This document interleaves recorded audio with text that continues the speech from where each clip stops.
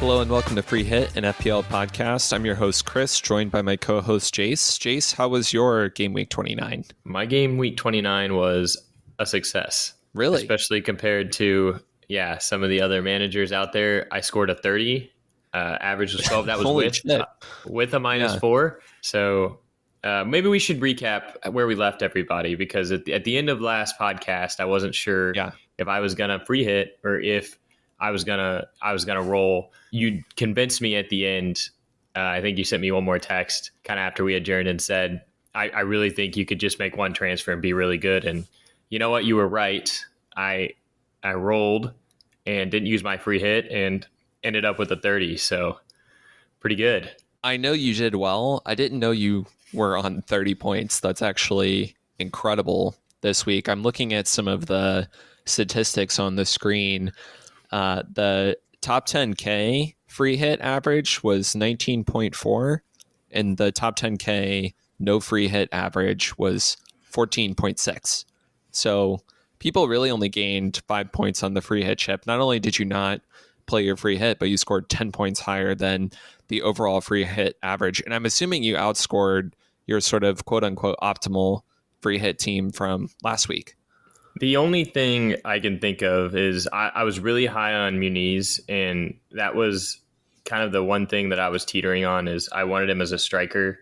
So I would have brought him in, I feel like, and he got 13 points. So I don't know. I still think I would have ended up with less, because I remember we said I wasn't going to bring Leno in, and I didn't know if A-Rob was the right defender either. So I still think I came out ahead, like you said. Plus, I gotta keep my free hit, towards the end there, after we got the Watkins news for his hard on, as Emery put it, when he came off the pitch. I don't know if you caught that interview or not, but I was really teetering on hitting and using my free hit, and I just kept thinking in my head the GameStop meme, the hodl or whatever, and so I just kept holding on to that, and I was able to keep it through. So I was glad I didn't use the free hit, and 34 points if you don't include the -4 I took to bring Tony in. So pretty good. Yeah, that's very impressive. So let's talk. I think this is a really good week, honestly, for us to talk about more like thought process rather than results. I mean, there are results to talk about, but I think this week says like a lot about who you are as an FPL manager and how you play this game. It's almost like an FPL like Rorschach test, I suppose, is like how you played game week 29 and how you react to game week 29 afterward. Because you and I played it, I feel like similarly, we ended up with very different results at the end of it. But I think like our decision-making process was pretty good throughout. So the first thing I think we should talk about, well, let me just do like some other by the numbers. I talked about the top 10K. The other thing I want to mention is that this was the lowest scoring average game week across everybody of all time in FPL history. The second lowest game week was game week 28, 2016, 2017 with a score of 19. So this was 7 points lower than the lowest average ever. There was no player in the top 10K that was more than 50% owned that returned. Morgan Gibbs-White was 36% owned. He was the highest owned player in the top 10K to get a return, which is insane. The other thing I wanted to mention was Morgan Gibbs-White, Diaby, and Antonio are the only players that were priced 5.0 and higher to get a return this week. Anybody else above the 5.0 price point did not return. And we only had one clean sheet, which was something that you and I had talked about last week where, you could free hit to try and swap out your goalkeeper, your defenders. But if none of these teams are going to keep a clean sheet, there's no double Arsenal defense with the great fixture this week, then, maybe that takes away from the free hit a little bit. So back to kind of the decision-making process part of this, now that we talked about some of the numbers, like going into game week 29 to free hit versus to not free hit. You talked about the evolution of kind of your thought process as we got closer and closer, and part of that was our discussion on this podcast. I do think from a results standpoint, obviously we were right. This is one that I would say from a process standpoint that we were also right. How do you feel about that statement? You feel like both the process and the outcome here was correct? Yes, I agree 100%. Cool. Because I'm thinking what we talked about last week was, again, I'll say it again, no great clean sheet odds for anybody. So it's not really worth moving your defenders around. There were three players that mattered. It was Son, Watkins, and Tony, the three major captaincy candidates this week. All of them ended up blinking. But if you had two of the three, we kind of both thought that you were fine to hold the free hit. And the other component of this was, I'm playing with less than 11 players, so I have to free hit. In this week, if you had 7 or 8, your ninth player was somebody who was probably not even a good normal single game week FPL pick. And these were factors that we kind of knew going into the week. So we got a little bit lucky that the free hit teams were as bad as they were. The template teams. Yeah, looking at all those inputs, I can't say that, man, we just got so lucky and free hit was obviously the right call. It just wasn't that hard to get a good enough team for game week 29 to be worth playing the chip, in my opinion. And I'm surprised at how many content creators and active managers chose to free hit this week. What about you? Yeah, I think we learned a valuable lesson, and that lesson is you don't need 11 players to have a good FPL team, right? In actuality, Totally. This week, you probably only needed 3, right? If you had Muniz, Leno, and Anthony Robinson, you had 31 points just with 3 players. Just with Right. 3 players. If you had Muniz alone, you had 13 points, which is 1 point higher than the average. So the lesson here is, if now, right, let's have a scenario here, because if, like you said, if Arsenal had an amazing fixture this week and I didn't have double Arsenal defense or 3 Arsenal assets, same with Man City, right? If it's a blank game week with really favorable fixtures, then yeah, the free hit makes a ton of sense, right? But at the end of the week, you and I went through and we said, okay, what assets do I want to have on this free hit? And if I already have them, then why waste the chip? So yeah, I think the process was right. And again, you just can't get caught up in free hit fever, just like you can't get caught up in double game week fever. Yep. Yeah, I couldn't agree more. I think the second component that I want to talk about as part of this, you've mentioned him a couple times, is Muniz, because that's the decision I keep going back to. And again, we're trying to separate process from results. And I really had to go back and look at my decision making process of why I went Carlton Morris over Muniz in game week 28, given how good Muniz has been. And here's what I came up with. The first thing I did was say, what did they actually do between game week 28 and game week 29? So Morris had 3 fixtures, Muniz had 2 fixtures. Morris generated an expected goal involvement of 0.94 and had 0 returns on that. I think the other thing is to look at prior form before we had made that transfer. And Morris, in his last 5, prior to game week 28, was 11, 5, 8, 2, 8. And Muniz was 8, 13, 8, 2, 11. So you're looking at 2 strikers that are both budget strikers that are in form. I think with Muniz, he had Tottenham at home this week and Morris had Forest at home this week. And I would probably take the guy with Forest at home every week. The only thing I could think of that would have justified the selection for Muniz was if I had looked at a longer time horizon. So my plan is to transfer Morris out for Holland in game week 31. But when I was making this decision, I was really focused on game week 28 and game week 29. Had I included game week 30 in that sample, Muniz gets Sheffield this week. And maybe if I had weighed that a little bit more heavily, I would have had Muniz instead of Morris. But ultimately, it's splitting hairs. So I feel from a process standpoint, we were mostly pretty good there. Yeah, the only thing you also have to think of, Chris, is we had the information before this game that Jimenez was back. He was not injured anymore. He lost the flag. So the reason I didn't stick with Muniz is, I thought he was only going to get 45 minutes, 60 minutes or whatever, and then Jimenez was going to come back on. But, he scored the 2. And after those 2, he's now, in the last 5 game weeks, the second highest returner of all FPL players, second to Havertz, tied second with Bukayo Saka. So, yeah, I mean, I like you said, I think we played the process right. I've been talking Muniz for the last 4 game weeks, so I'm a little upset at myself that I haven't made my move for him. But I think maybe that time has passed. But we can talk about that when we get to the Fulham fixture. But I think you're right. The process was right here. Yeah, and I think, to your point of how does he fit into my team, that's the other thing, because we both agree he's a great pick. But does he fit into my team? I have 3 striker spots, and I think one of them this week had to be Tony.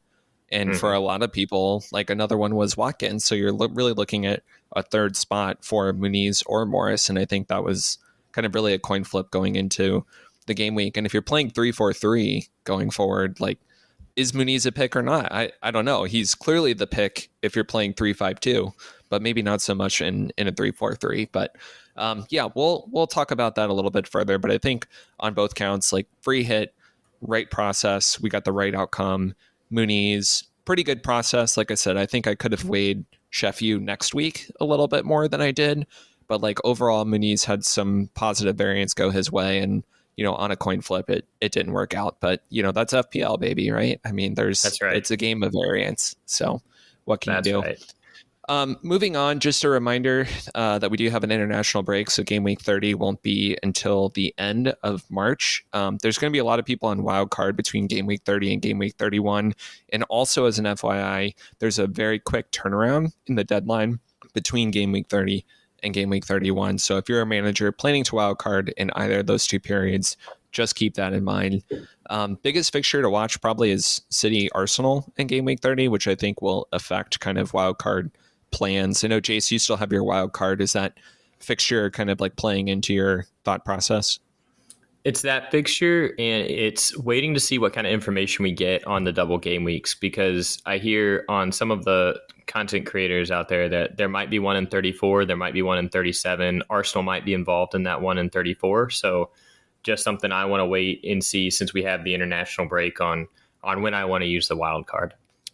Yeah, that's a great reminder. We should have the information on the game week 34 double game weeks by the time we get to the game week 30 deadline. So if you're holding your wild card, you are going to have a lot more information as we get closer to the end of the month than we do right now. So with that, why don't we, Jace, take a look at our teams from this week and just do a quick recap of our transfer decisions. You want to start? Absolutely. Like I said, I'm on 30 points. That's with my -4 from the extra transfer. 7.9 million in the bank. Didn't use a chip, and my rank is up to 1.17 in the world. So we're stacking those green arrows again. Love to see that. I went with the back line of Leno in goal, Doughty, Udogie, and Robinson in the back line. Robinson, the only one returning. Madison, Palmer, De Bruyne, Son. Obviously, Madison and Son were the only ones that played there. And a front line of Morris, Watkins, and Tony. So I ended up only having 9 players. Was pretty confident Tony was going to play, seeing the gash on his leg wasn't that severe, but still a little concerned I was only going to get 8 out. But Watkins. Yeah, sorry, Watkins. Yep. In my 2 transfers, I brought Madison in for Martinelli, and I brought Tony in for Solanke, because I thought Tony was a good pick. Jury is still out there on that. But the only other person that I had considered was Muniz instead of Tony. Like I said, a little bit of kicking myself here for not making that transfer. But like you said, based on the numbers, based on the process, I still think Tony was the right move. And given all the same information that I had, I would still go with Tony again. So, yeah. What about you, Chris? I think that all makes sense to me. The only question I have, last week I thought Tony was going to be the consensus captain, and actually Son was the consensus captain. I see you captained Tony. Yep. So as a Spurs guy, like, what made you go Tony over Son last week? I went with Tony because I liked the Burnley fixture better. I mean, they're the second worst team in the league, right? So to me, he had the better fixture. And just looking at the way Spurs had played, and we talked last week about even how Fulham set up. They aren't set up to concede a lot of goals. I think they've only conceded 2 goals at home this year, like in a game, right? They haven't conceded more than 2.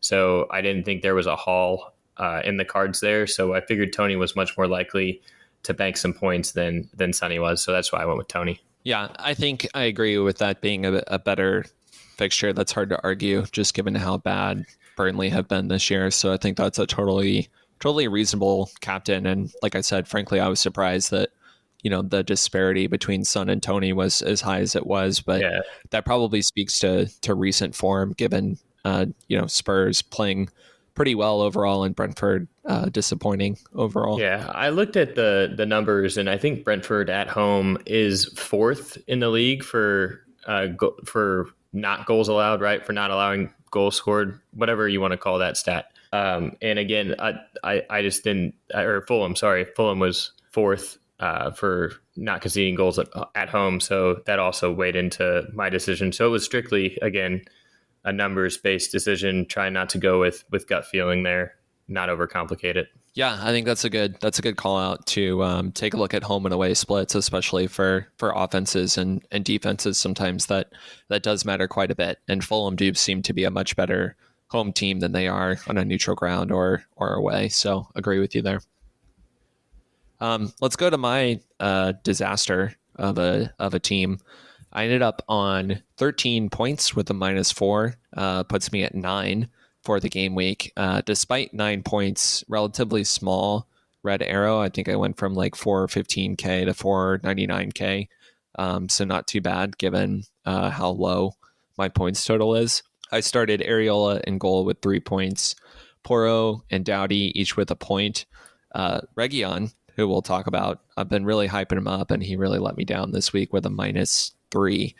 I also learned, Jace, I don't know if you knew this, but it seems like if you get a red card and your team continues to concede goals, you continue to accumulate minus points when that happens. Were you aware of that? No, and I actually, that just shows how much you check your phone, because I sent you that tweet that it said that, because I was so shocked that day that was the case. I'd never knew that in all the years of playing FPL that was the case, but it makes sense, right? He loses the points because he's the reason they're down. So yeah, the more you know, it seems like we're learning something new every week about this game on this podcast. Yeah, last week we talked about the free transfers after wild card and free transfers after free hit, and now we're learning about negative points on red cards. I agree with you. There's definitely some quirks here. Anyway, moving into the midfield, Madison scored 2, Alonga scored 2, Son was my captain with 4, Tony was my vice captain with 1, and Morris scored 2 points. For transfers this week, I did Foden to Madison. I think that one was pretty easy given Foden had a blank and then Arsenal in the subsequent game week. I'll be looking to get Foden back probably in game week 33 when City play at home to Luton Town. My other transfer was one I had debated last week on the podcast. Ended up pulling the trigger for a -4 going from Garnacho to Alanga, just because he had a playing fixture this week. He's been pretty decent this season, and he was one of the few players that I could get in this week without messing up my ability to get Salah and Haaland back over the next 2 weeks. I think this begs the question of like whether this transfer was worth a -4, given he's kind of like a peripheral midfielder in the game right now. Honestly, like he had a lot of buzz on Twitter as this sort of like dark horse pick for this week.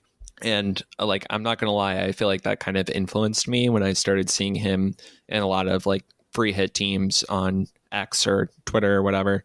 That kind of pushed me over the edge to go for the -4, given that there seemed to be confidence that he would be starting again. And a lot of people liked him this week. I don't know, Jace, like that's another one where I'm curious, like your thoughts on process versus outcome. Like, was that a transfer that I should have made, or was that kind of position in my team not worth a hit?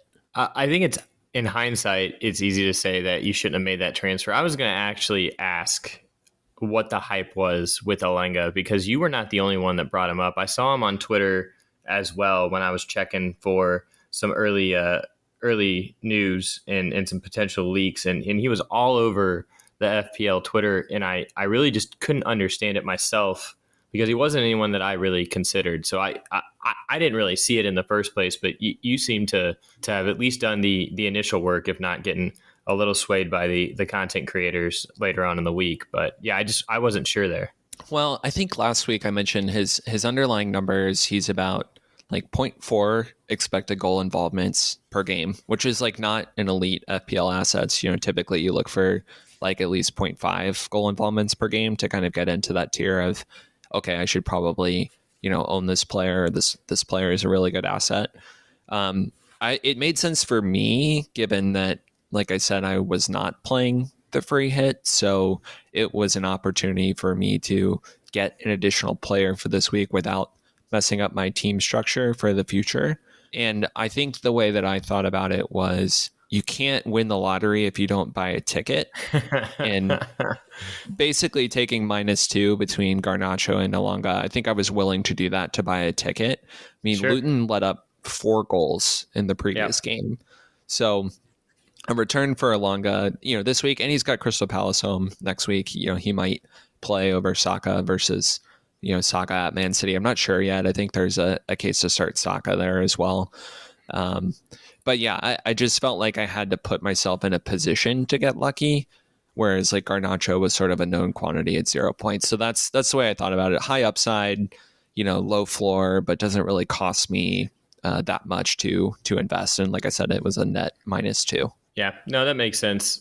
Like I said, hindsight's 2020, so easily could have had an assist there a couple times in the match. So, you weren't off base by any means. All right, well, that's our team recaps. Why don't we move on to recapping the games from game week 29 and talk about our fantasy relevant takeaways and questions from each of the 4 fixtures. Let's start with Burnley and Brentford. Burnley 2, Brentford 1, kind of in a surprising upset, but maybe not so surprising given Brentford's form.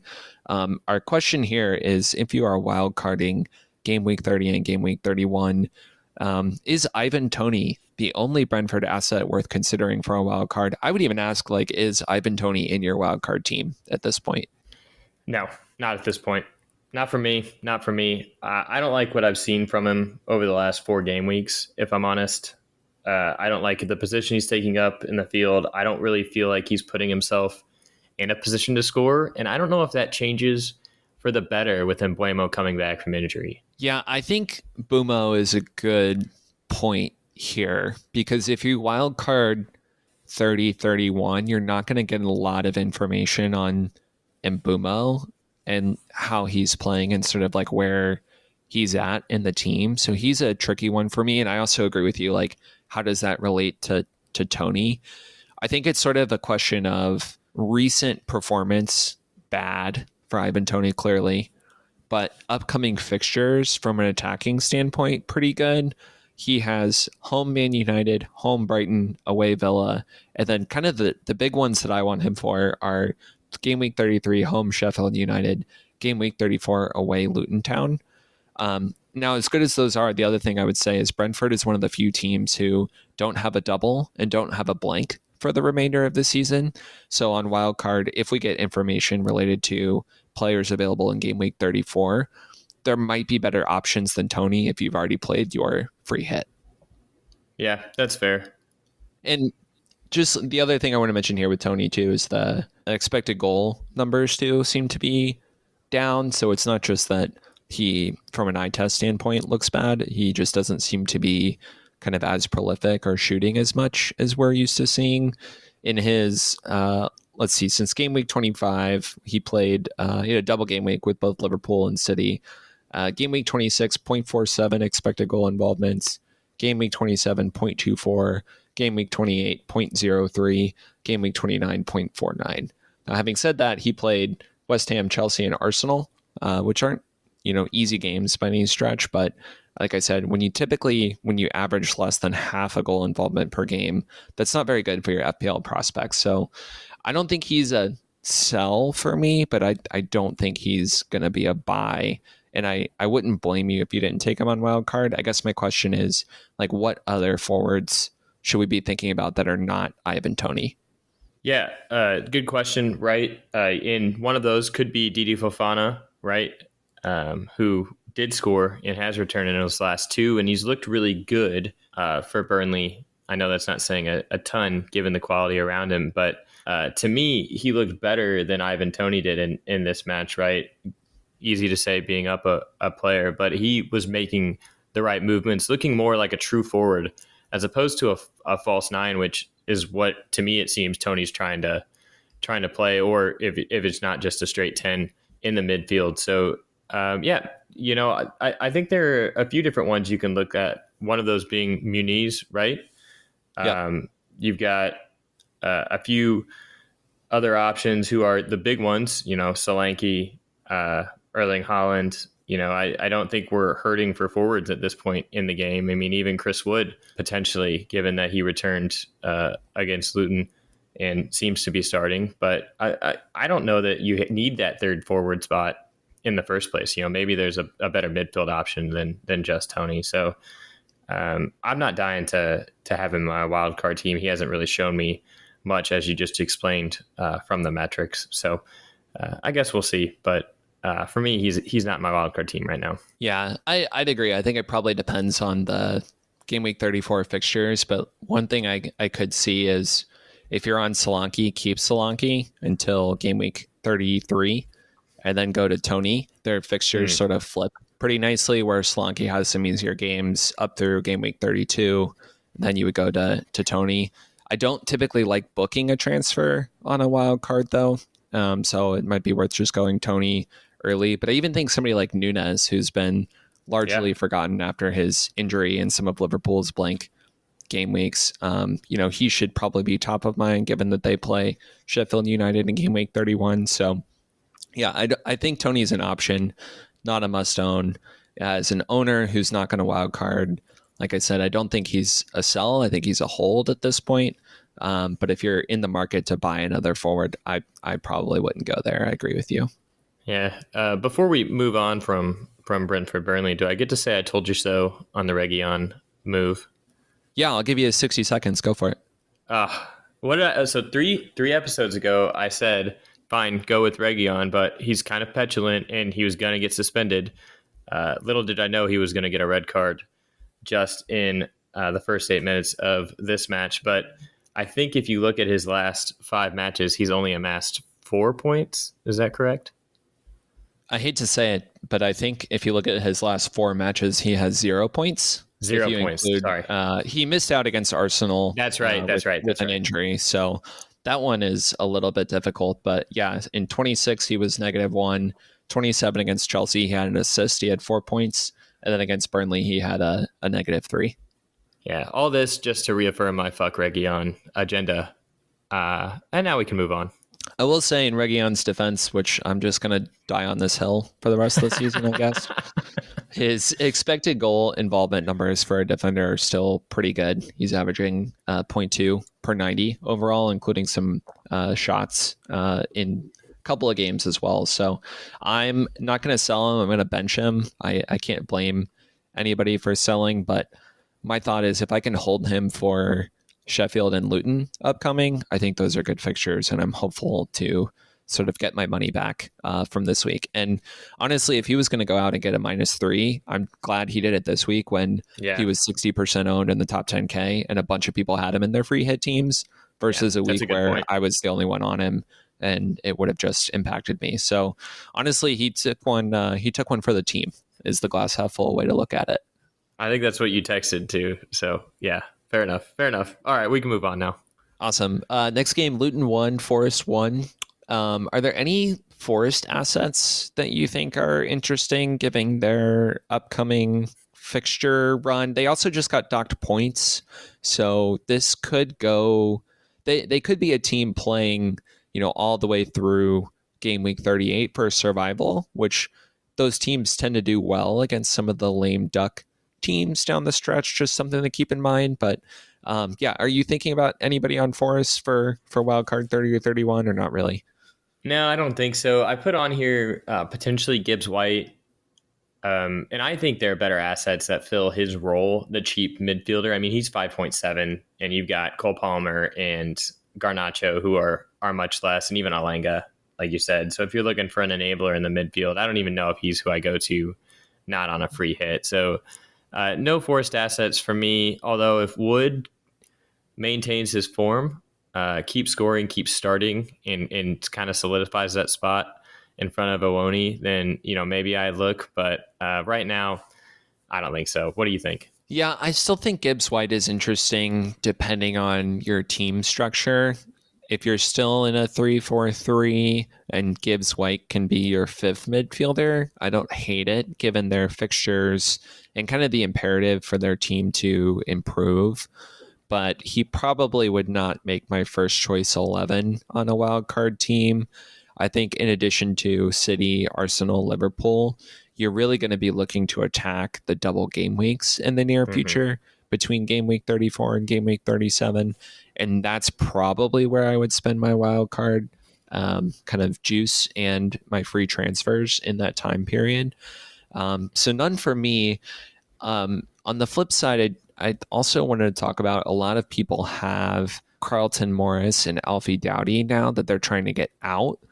Is there anybody you think that these players, there's kind of some obvious transfers for these players that people should be thinking about? I have one, but I'm kind of curious what your take is, having owned both as well. I don't know. I like I said, I don't know if we just made a mistake with Luton Town on going there, or we were just unlucky. I double game week aside, I think Doughty was the only one that returned for me, and he returned once in the last 3 matches. Morris blanked, even though he had 2 games, right? So he got 4 points, which is higher than most of the forwards that week. But still, I just can't decide. I think the numbers still support. Like Morris was a good pick and is still a fine forward to have in your team if you need that enabler.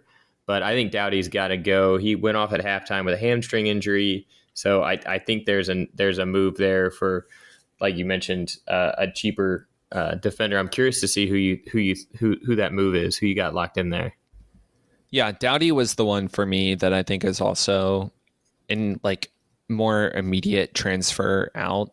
The fixtures for Luton: away Spurs this week, away Arsenal in game week 31, and away Man City in game week 33.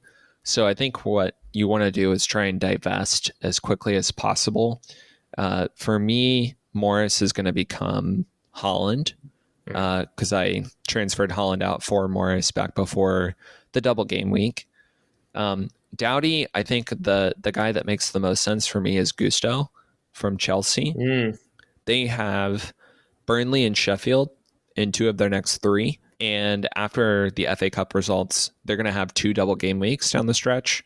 One of them is likely in game week 35 or game week 36. And then one of them will be in game week 37.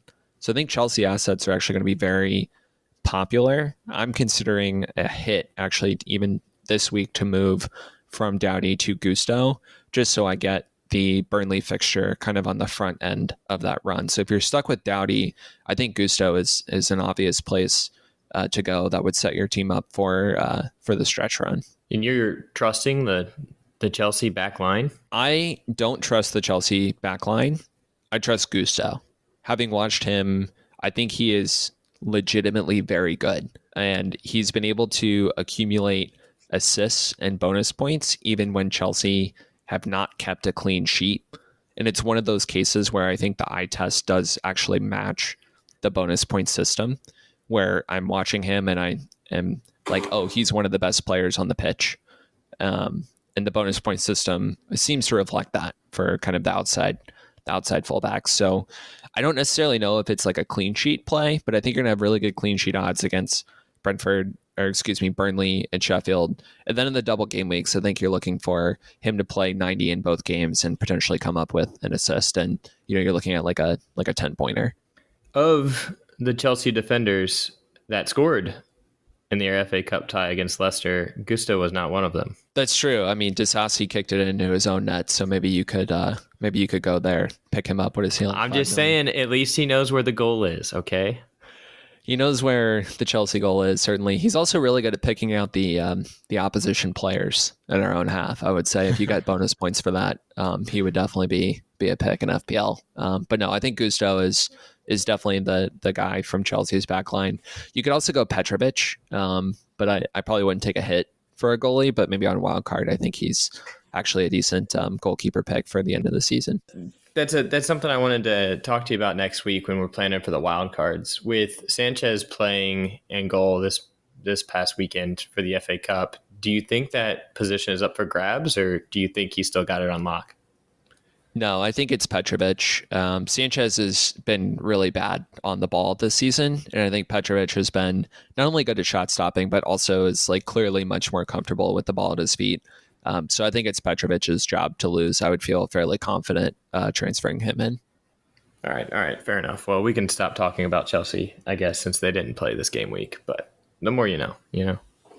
Yes, let's move on to their rivals, Fulham. Fulham 3, Tottenham 0. I think this was kind of a surprise, especially to all of us who had triple Spurs and Son captain, to see Fulham get the only clean sheet of the week. We talked a little bit about Muniz and kind of wild card teams. I think just to reiterate, if you're going to wild card or if you're using transfers to get into a 3-5-2, I think he's the third forward in a 3-5-2. Yeah. I'm not convinced he's the third forward in a 3-4-3, but I could be talked into it depending on what you can do with that. What do you think about Muniz? Is he a must-have in a wild card team, or is he just kind of a nice to own? I think it's something you want to be very careful about, because he's going to be one of those players potentially that everybody flocks to, and you've already missed that boatload of points. Now, saying that, their next 3 fixtures are Sheffield United away, so Nottingham Forest away, and Newcastle at home. All 3 of which are not the strongest teams, right? Sheffield being the worst in the league. Nottingham Forest's home form isn't horrible, so there's potential there. But Newcastle has been leaking goals all season, so I think for the first 3 weeks, absolutely, I think he's a great pick, but it also just one of those things you want to be careful of, where it's the curse of the most transferred in player of the game week, right? Where everybody thinks that he's on a tear, he's returned in his last 5, he's got the easiest fixture of anyone lined up for him, and then he blanks. So just something to think about. And that is the only reason why I haven't already made a transfer for him, right? Even though I don't think I'm wildcarding in game week 30. I'm still thinking about transferring, man. I'm just worried that I've missed those points, Chris, and I don't know that you're not getting those points back in my head. So I'm happy to be proved wrong there, because I really do like him as a player, and I hope he keeps scoring, just not against Tottenham, obviously. But I'm just worried that we've missed the boat on those points if you don't already have him. Kind of an interesting thought experiment. Is he worth a hit this week? So like, let's say you've already used a free transfer, you've picked something else. You're basically, even if it's a 1 week punt this week, like I'm considering a hit for him and just betting that he outscores the other player by 4 points because he has Sheffield. That might be crazy. No, not crazy. You said it yourself. You can't win the lottery if you don't buy a ticket. And he is playing the worst defense in the league. So I think if you're transferring Amoris out to bring Muniz in, I think it's probably worth a hit, especially because he's got a great fixture in game week 31 too. So, it's all about what you want to prioritize. And like you said, if you're wild carding or not, but I don't hate a -4 to bring Muniz in. Hell, maybe I'll do it. Yeah, it's just one of those, like, I'm already considering, I know I want to get Salah back this week. I know that I want to get Gusto in for Doughty, and I know that I want to get Holland back next week. So I'd potentially already be taking 1 hit over the next 2 weeks and could take another. But if I'm like evaluating each hit, I suppose like in isolation, I think there is maybe a case that if Muniz is more than 50% likely to score, or you could basically multiply, his goal scoring odds by 6 points, right? And then just get to, okay, if Muniz has 4 more expected points than the striker you plan to start this week, assuming that that striker is also going to score 2 points. I think, you could end up hitting 1 week for Muniz, which I would pretty much never endorse. And I don't know that Muniz is good enough. It's not Holland against Sheffield. But anybody against Sheffield this season, I just think that there might be a case for it, as weird of a way to play the game that is. Yeah. Yeah, I think you're right. And it's definitely something worth looking at for sure, especially, again, if you're trying to differentiate yourself, because a lot of people had him on the free hit. That doesn't mean people have him for their normal team, right? So he could still definitely be a differential. Yeah, that's true. It'd be good to check the ownership numbers for him as well. That would be interesting. On the flip side, I wanted to ask you about Spurs. A lot of people have Spurs assets both on the free hit and off the free hit. We've talked about how their upcoming fixtures are great. This was kind of a weird game for them. I don't know if your opinion has changed on assets or the importance of getting Spurs assets into your team, but just curious, like, what you saw from them. I didn't see a lot, Chris. This was our worst game of the season. It was the first time we haven't scored in a Premier League fixture in like 39 matches, right? It was a Premier League record. I know Timo Werner missed that one that was basically in the goal. Still not sure how he managed to miss it. But beyond that, I don't know that we really had a ton of chances to score. BJ had some good crosses into the box, but beyond that, we looked relatively uninspired. And usually when Spurs have been kicked in the teeth, they respond, right, and press and score that next goal and the goal after that in quick succession. We didn't do that this game week, so I know most of the players were disappointed they didn't react, and so was Postecoglou. So I'm hoping it's just a blip. I don't think we went heavy too early on the Spurs assets because we didn't really have a choice given the game week in who was playing and who wasn't, right? So I don't think they were bad picks by far, and they've still got Luton at home, West Ham away, and Nottingham Forest at home and for their next 3 fixtures, which again, Sonny could score a hat trick in any or all of those matches, and Maddison could have all 3 assists. So I think they're still good assets. The Luton Town at home fixture will tell us a lot on how they respond here. So again, if you're not wildcarding in game week 30, just wait for that extra information from the Luton Town game, because again, Luton's been giving a lot of teams problems, and if Spurs respond and have a really solid victory and we get Sonny and Maddison and those guys returning, maybe a clean sheet, I think that tells you kind of where you want to be on Spurs assets, at least up until that run. But one thing we do want to talk about with Tottenham is that Man City game is now off, right, because of their FA Cup win. So I know we had mentioned that was our jumping off point. With that news, Chris, is that still your jumping off point for the Spurs assets? That's a great question. I think so. Just because kind of game week 33 is probably when I want to jump on City. And then what I would do is use the free hit on the City blank game week in 34 and the Chelsea blank game week, because I'll have at that point probably triple City and at least double Chelsea. And that'll be kind of double game week 34, where I'll be able to triple up on, like, let's say like Crystal Palace or Newcastle or Wolves, or we talked about like Arsenal, right? It'll be interesting to see where the chips lay. But I think if you're free hitting, then I think going to City assets in 33 still makes sense. Okay, fair enough. I still think the Spurs assets are going to come good, though. I want to say that I'm planning on holding mine for the next 4 weeks, and not just because I'm a Tottenham supporter, but because I believe in the way that Postecoglou plays, leads to goals, leads to entertaining football, and that's going to result in returns for our Spurs assets. So we talked a lot last week about who is the second Spurs asset in midfield. Obviously, like Richarlison came off the bench this week. One, do you think he starts home Luton? And 2, should Richarlison sort of like re-enter our FPL plans, or does he still kind of need to prove himself before coming back? Yeah, no and no to your answers there, Chris. Answers to your questions there. I don't think Richarlison comes back automatically, and I don't think he starts against Luton. He still looked kind of uninspired. I keep saying that word, but the whole team did, in all honesty. But he didn't look his normal self when he came on. And maybe that was just the nature of the game, but I don't think he starts the next game against Luton. And I think we got to see him score again and get back in that run of form that we all saw several game weeks ago. So now Richarlison's still out. I still think Sonny starts at the 9, but again, there's a long time between now and then, and Postecoglou may give us some info on that before the next match against Luton. Okay, great. And I do want to talk to you about captaincy for Son when we get to that section. Sure. But for sake of time, let's move on to the last fixture. West Ham 1, Villa 1. I thought maybe the worst fixture. I don't know. It's like really hard to rank these. They were all pretty bad, honestly.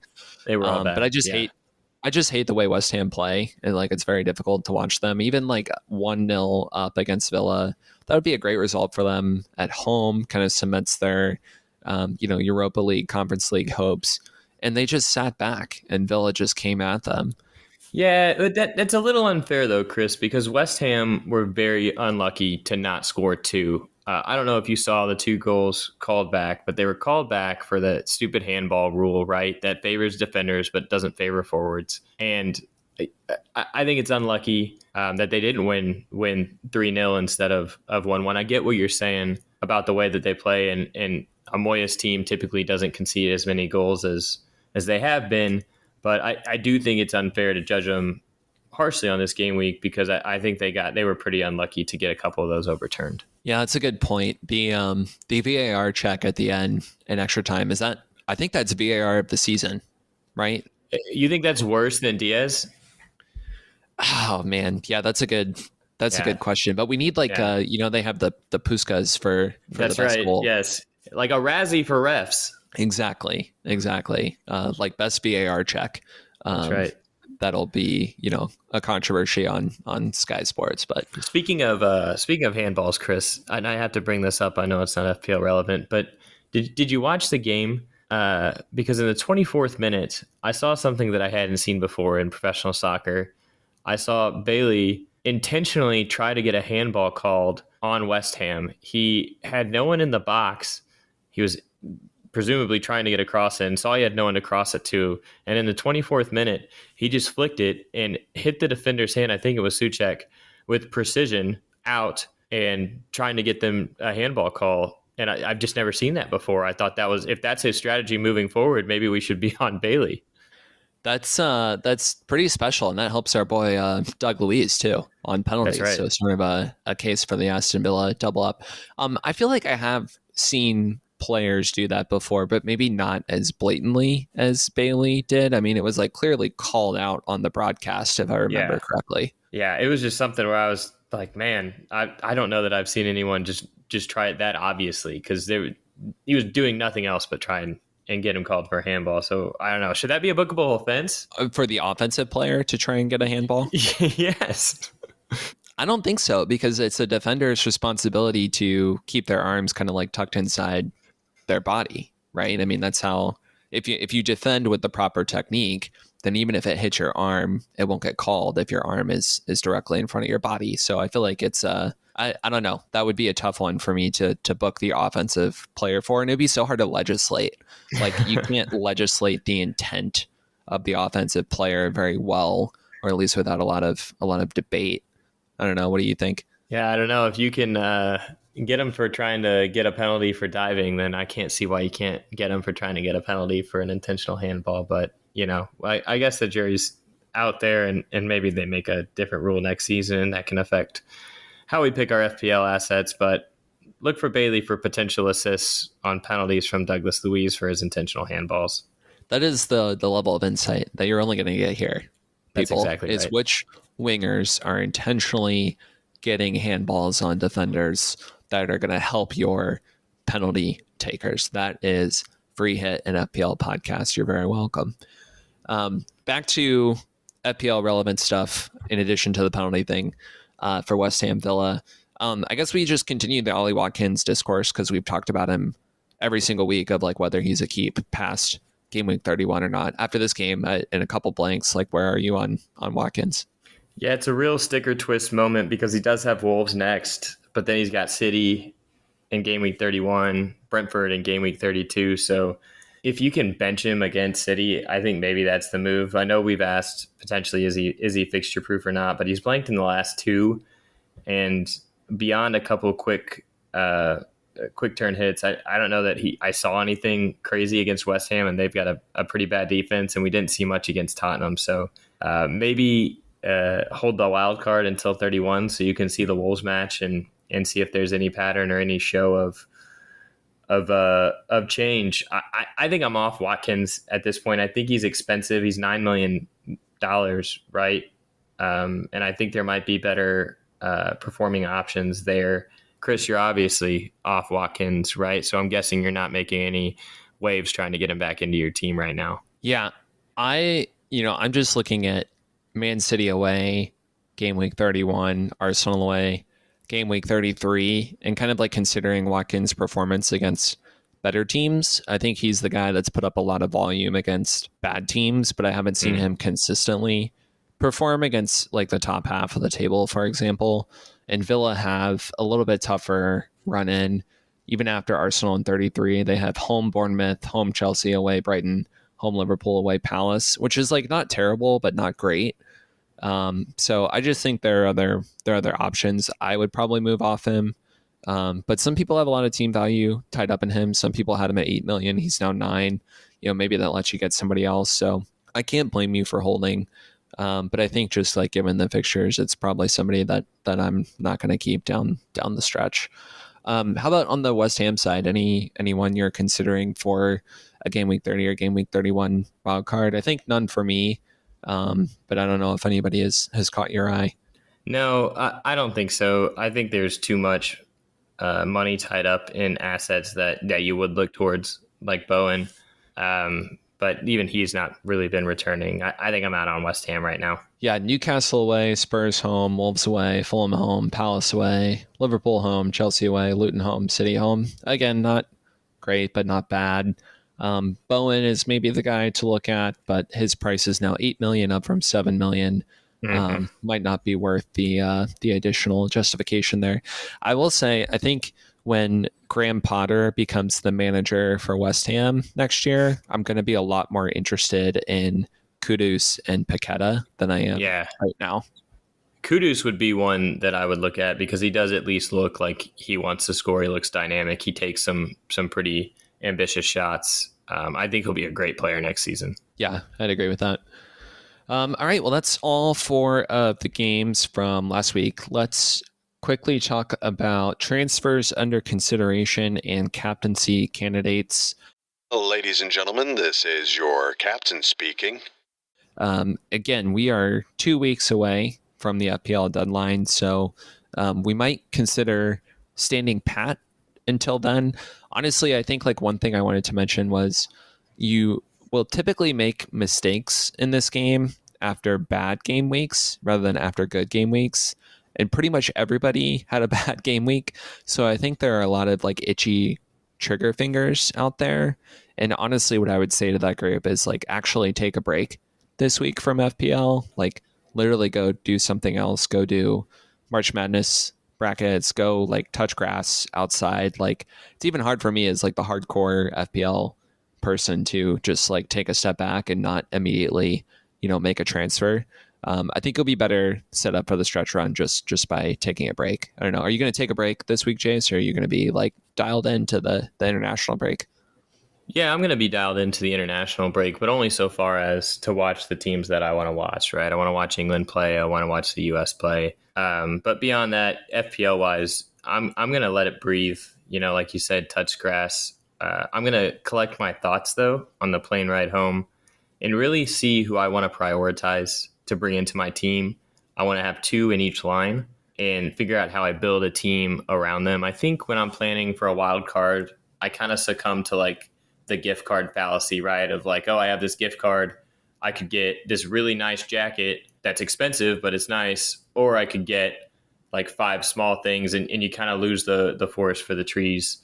So I really want to just prioritize kind of the 2 players in each line that I really want and then build the team around that given the budget that I have and the price rises. Still planning on wildcarding in game week 31 after I have one additional game week back of info. I'll still check the socials, see who's injured, see who's back from injury, things like that, who's done well. But I don't know that you always see international form translate back to league form or vice versa, right? Yeah, I feel like really injuries are the biggest thing to keep an eye on. But outside of that, to your point, form internationally doesn't necessarily translate to form domestically. So from an FPL perspective, I would encourage everybody to take a break, check out for a little bit, come back to the game with fresh eyes after the international break. Just check the injury, report, check the flags, etc. But not too much needs to be done beyond that over the next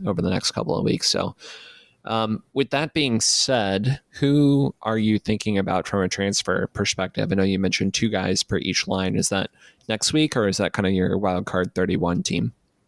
It all depends on what happens through the fixtures, right? I want to make sure no one's injured, but with Salah and Muniz not traveling, right? I think that's a really safe move to make, as you've mentioned. Looking at Muniz, I think he's going to be a good pick. I think a lot of people are going to go to him. Maybe changing out like a Watkins for a Muniz. After you brought up the Morris transfer, though, I am thinking of going to Muniz. I just feel like I'm going to kick myself when I make that transfer and he blanks against Sheffield. You know what I mean? That's just something that I have dread for. But I will probably look to move out of Morris and Doughty. It's just who I'm moving into, and if those are players I want to rent for game week 30 versus players I want in my wild card in 31. You know what I mean? Yeah, I completely get that. I think you hit the nail on the head with Salah being a priority transfer, and I do think that Muniz is like probably one of the best 1 week punts in the game right now for the Sheffield fixture, kind of like depending on your team structure. Because you could get away with like captaining Son against Luton at home instead of captaining Salah, and then hope that Muniz sort of mitigates some of the Salah damage. But I think in terms of the hit, again, it's so hard because you're going to take a -4. Well, Morris is going to get 2 points just for playing, so it's really like a -6, and then you have to hope that Muniz gets 2 points for playing 60 plus minutes and has a return. And even if he gets an assist and a yellow card, you're still not up to the -4. Right. So I typically these hits like don't actually pay out. Like it's only worth it to fix your team over like a longer time horizon, like where that player is going to be able to make up the 4 points you lose. But it's an interesting case. I think it's definitely one to think about, and I'll be kind of plugged into the actual like goal scoring odds and the total goals like under over for Fulham too. Just to see like where the line is there. Yeah, I think you summarized that really well. So I need to make up my mind on if I want Muniz long term or if I just want him for this week, and I think that'll decide which one of these I transfer, or if I transfer them both. Yeah, and if you want him long term, you have the wild card next week too. It's just like who do you want to go without this week? Is it Salah or is it Muniz, or do you want to go without neither and potentially take a hit? But then I don't know that taking a hit right before a wild card makes sense. So you have a lot to think about on the plane ride, and I'm curious to see where you land. Well, hopefully I land back in Indianapolis. That would be good too. Oh man, that was a good one. Okay, for me this week, I'm looking at getting Salah in. There are 2 players that I could potentially transfer out. One of them is James Maddison, which I don't really want to do because he plays Luton at home this week, but I would probably captain Salah, so I think that's still worth the free transfer. The other player I could move out is Bukayo Saka, and Saka has City away this week, so on paper, it's better to keep Maddison than it would be to keep Saka. However, I want Saka long term. I don't want Maddison long term. So I think I'm willing to keep Saka in my team for the City fixture if it means getting Salah in for Maddison. So I think that one will probably happen unless either of them gets injured for England. I think that'll be like the one thing to keep an eye out. Like even though Salah is not playing on international duty, these other guys are. So I can't really make the transfer until I see, if there's an injury to somebody that I'm potentially transferring out, not just the player that I'm transferring in. Yeah, Madison has a tendency to not play a ton of minutes for England, at least recently. So I would be less worried about him getting injured. But if you were between Madison and Saka, I would definitely tell you to send Madison and keep Saka, just because of form and the way Spurs are playing, if you want to make a move before next game week. Yeah, I think that's, again, pending injuries, that's probably the way I'll go. And then the other transfer I'm thinking about for a -4 would be Doughty to Gusto. Mm-hmm. I probably would not make that transfer if I had a wild card, but I don't. So I'm considering, again, this entire stretch run that Chelsea has, where they're going to play 2 promoted teams in the next 3 weeks, and they're going to have 2 double game weeks later on. I think it makes sense to go ahead and nip the Doughty kind of problem in the bud, given Luton's fixtures versus Chelsea's fixtures. Gusto is probably the only guy in the Chelsea backline to go for, minus the goalkeeper, which we talked about. So I think that one will also happen for a -4, but I'm going to wait just to get a lay of the double game weeks and game week 34 too, just to see if anybody else jumps out and kind of how that impacts my free hit game week 34 plans so far. So thoughts on those? I think that's kind of where I'm sitting right now. No, I think you summarized it pretty well. I think Madison definitely should leave over Salah, and I honestly never even considered Gusto before you brought him up, but just looking at their fixtures and you make the point about the double game week.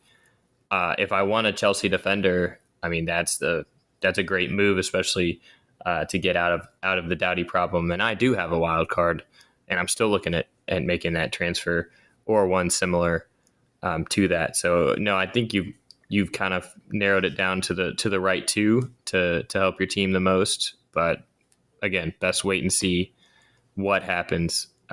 Granted, Gusto's not leaving, so that one probably does feel safe to go ahead and make. But if you don't, there's no reason to rush it. But I doubt you're going to see much info on him before the next game week. Yeah, I was going to say it feels safe, but Chelsea's medical team and injury history is not the best, especially recently. So you really have to hold on to those transfers until the last possible second, because you never know what goes on around Cobham, it seems like. So it also didn't seem like Gusto was a price rise. I'm surprised more people aren't going early on him, but maybe he'll come up kind of in next week's content cycle a little bit more than he is right now. Yeah, that's true. We have been a bit prophetic as of late, so maybe we've foresaw this one as well. Yeah. All right. Well, that about does it for our game week 29 postmortem. Again, thank you everybody for listening. Please rate, review, and subscribe to our show on Apple, Spotify, or wherever you get your shows. Follow us on X, Instagram, and Threads at FPL_freehitpod. And join us next week for a special episode to talk about a game week 30 preview. Take care.